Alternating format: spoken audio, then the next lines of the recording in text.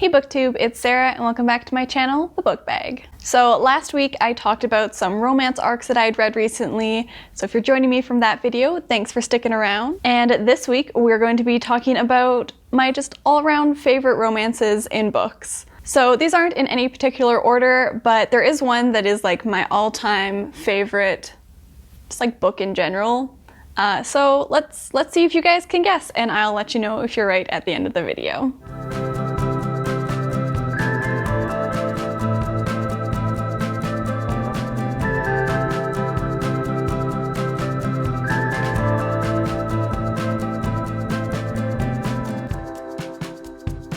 So first off is one that I'm actually currently rereading. This is The Flatshare by Beth Alire, and this is a fun take on the there's only one bed trope, because our main character, Tiffy, is looking for a new place to live in London, and she ends up renting a flat for like half of the day from the love interest Leon. So basically he's a pediatric nurse and he only works nights, so he only needs the apartment during the days from like 9 to 5, which is when she works. So she gets the apartment at night to sleep and on weekends.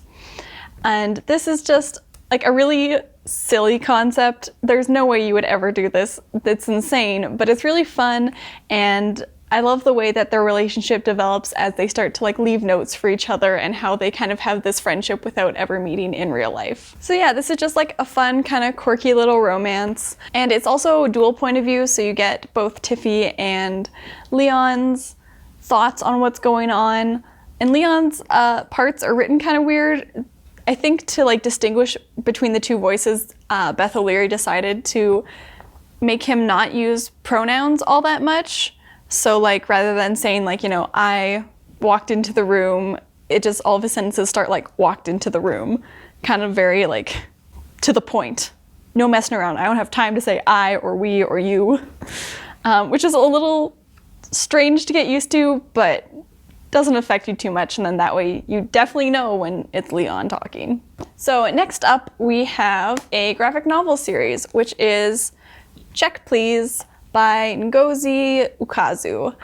And this is just like so sweet. It started out as a web comic, and you can still find it online. I'm pretty sure it's on Tumblr. Like if you just look up OMG Check Please, it's all on there. And it's also in traditionally published format as well, whereas this is like her self-published Kickstarter versions, which I have for all of the years. But this follows Eric Biddle, who used to be a figure skater, as he goes to university and joins the men's hockey team and lives in their kind of like horrifying frat house. And he's also a baker and he's gay, so it's a lot of forming friendships and coming out and accepting his sexuality and trying to like come out to his parents and all that. It's really like a coming of age thing, but set in this really silly like hockey frat house. And then he also starts to fall for his straight teammate disaster. But it's really cute. The art style is really interesting. You can actually see like Ngozi's art style develop from kind of like here into, you know, obviously she improves. It was already really good, but it gets even better. And it's just, all the characters in this are super hilarious and super sweet, and just like the hashtag woke bros. So I think there's 2 traditionally published ones, or the self-published ones are in the 4 years. So it's just really sweet. I love it so much. I would kill people for Biddy. Must protect him. He's a cinnamon roll. All right, so next up is The Charm Offensive by Alison Cochrun. So this is one of like 3 romance books that I've read that have been set on like a Bachelor-style reality TV show. I don't know how I ended up reading 3 of these last year, but they're all pretty good. This one was especially interesting because it follows Dev, who is one of the background people. He's kind of like the talent handler, if you will. And then Charlie, who is the bachelor on this Bachelor-style show. And Charlie is not really your typical kind of bachelor, and he doesn't really want to be on this show. He's trying to kind of rehabilitate his reputation to save his like family company's reputation as well. So Dev is put in charge of kind of managing him and helping him be more natural on camera and feel less weird about this whole thing, but of course they start to fall for each other. There's some really good discussion about mental health in this book as well, which was, I thought, really important because I can't imagine that being on a reality TV show would really mess with your head. So this is just like a really sweet adult romance with some good mental health representation. All right, so next up is Felix Ever After by Kacen Callender. So this is a YA kind of coming of age contemporary romance novel, and it follows Felix Love, who is a trans boy, as he searches for love. He's never had a relationship and he's really trying to just fall in love with someone and have them fall in love with him back. However, someone posts his dead name and pictures of him prior to his transition all over the school, and he's trying to figure out who did that and trying to like recover from the trauma of that. Then he kind of figures out who he thinks did this and is starting to like catfish them a little bit. There's a lot going on in this book. And it's got kind of like an enemies to lovers romance. There's also some friends to lover romance in there. And it's just like a really lovely book. It's very heartwarming, and you just you're rooting for Felix so much the whole time. You just want him to find love and be happy. There's some great friendships in here too. And just the cover is beautiful. The book is just as beautiful as this cover. And it just makes you feel all the feels. And it has a lovely happy ending too, which is what he deserves. Poor Felix. Okay, next up is Aristotle and Dante Discover the Secrets of the Universe by Benjamin Alire Sáenz. This is another coming-of-age story about two Mexican-American boys, Ari and Dante, as they come of age in this town in Texas and start to kind of grapple with their sexualities. It's told through the perspective of Ari as he's kind of dealing with family relationships, his friendship with Dante, and thinking about his sexuality and trying to come to terms with all of this.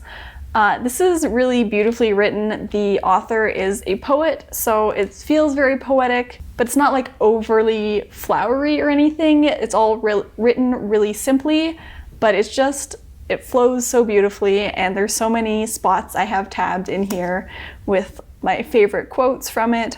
There's also some really lovely moments between the two boys and their parents of like Dante really loves his parents and has a great relationship with them, and through him Ari starts to kind of mend his relationship with his parents, which is incredibly wonderful and makes me cry. But I definitely, cried at the end of this book. I have a very distinct memory of being in my hammock outside in the summer and reading this book and just like sobbing at the end. Not because it's sad, but just because I loved it so much. So, all right, up next is One Last Stop by Casey McQuiston. This is an adult romance that follows August, who is a university student, as she falls in love with a girl that she met on the train, Jane Sue, but it turns out that Jane is stuck in a time loop sort of situation where she only exists on the subway train and has been stuck there since the 70s. If you haven't heard me talk about this book, you must be new here. I have several videos where I talk about how much I love this book, but it's just got a really wonderful romance, and all of the side characters are so fully fleshed out and such interesting people that I kind of just want to live inside this book. It also has like the dreamiest love interest ever. The way that Jane Sue is described in this is just incredible, and I've fallen absolutely head over heels for her. But yeah, so this is just a wonderful story of them trying to fix this time loop situation that Jane is stuck in, as well as August trying to navigate her life in New York and like these new friendships that she's trying to build, and has a great sense of found family and community in it as well. All right, up next is really any of Sarah Dessen's novels, but in particular Saint Anything. I read Sarah Dessen when I was younger, and I think that was my first intro to kind of romance books. These are YA books, but they're all contemporary and they all have like a pretty heavy focus on romance throughout them. So in this one, it follows Sydney, whose older brother is in jail, and she's kind of trying to deal with this, while she also makes friends with a family who runs a local pizza shop and the son who she starts to fall for. It talks about having an incarcerated family member, as well as her brother's got this friend who's like kind of glommed onto the family and is like really creepy towards her. So there's some issues with him, and this really beautiful relationship with the family from the pizzeria and the romance between Sydney and the boy from the pizza shop. So my last two books for this video are the Emily Henry books, Beach Read and People We Meet on Vacation. If you watched my video from last week, you know that I love Emily Henry and I buy everything that she writes for her adult romances. But Beach Read follows a pair of authors who write in two vastly different genres, and they're both at this little like seaside town trying to work on their next books, and they end up kind of teaming up together and writing each other's genres as a challenge, and they start to fall for each other as they work on their books and learn more about each other. This is kind of like an enemies slash like they're college rivals, so more of like a rivals to lovers story, but also talks about grief and loss and divorce. But I find that Emily Henry has a way of writing a really engrossing romance that is very like, you know, gives you butterflies and that warm fuzzy feeling, but then also weaves in these deeper themes in a really wonderful way that doesn't ruin the sweetness of the romance, but makes everyone feel like a real person and not just a, you know, Hallmark character. Her other book, People We Meet on Vacation, is more of a friends to lovers romance, which is my favorite romantic trope. But this follows Poppy and Alex, who have been friends for over a decade and go on vacation every summer together until 2 years ago when something went wrong and they're not talking anymore.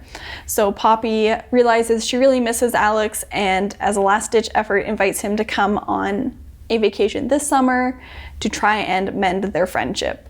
So this actually alternates between like the present day summer, where she's trying to get them to be friends again, and their various vacations in previous summers. So you can kind of watch their friendship build as you go through the story. This also has kind of an opposites attract thing going on, because Poppy is very like quirky and outgoing, whereas Alex is much more serious and reserved. And they just have a really great dynamic. It's a really wonderful chemistry between the two of them. I didn't think it could live up to Beach Read because I loved Beach Read so much, but it did, and it's super hyped everywhere, and I think it really deserves it. I love it so much. So those are my 9 favorite romances that I love to read, that give me butterflies in my tummy. My favorite one, although after going through all these, I'm like, oh my god, they're all so good. How do I choose? But my favorite one is Aristotle and Dante Discover the Secrets of the Universe, just because it's just a great book. I just love the way it's written. I think the writing in it is very special, and the coming of age aspect is something that I really enjoy in books. And it's just a great book all around. Thank you so much for watching this video. I hope you guys enjoyed. Let me know if you correctly guessed which book was my favorite. I feel like I gushed about so many of them. Honestly, if you said any of the other ones, you'd probably be right as well. But thank you so much for watching. Don't forget to like and subscribe, and I will see you next time. Texas. Des and Troy. Together they are destroyed.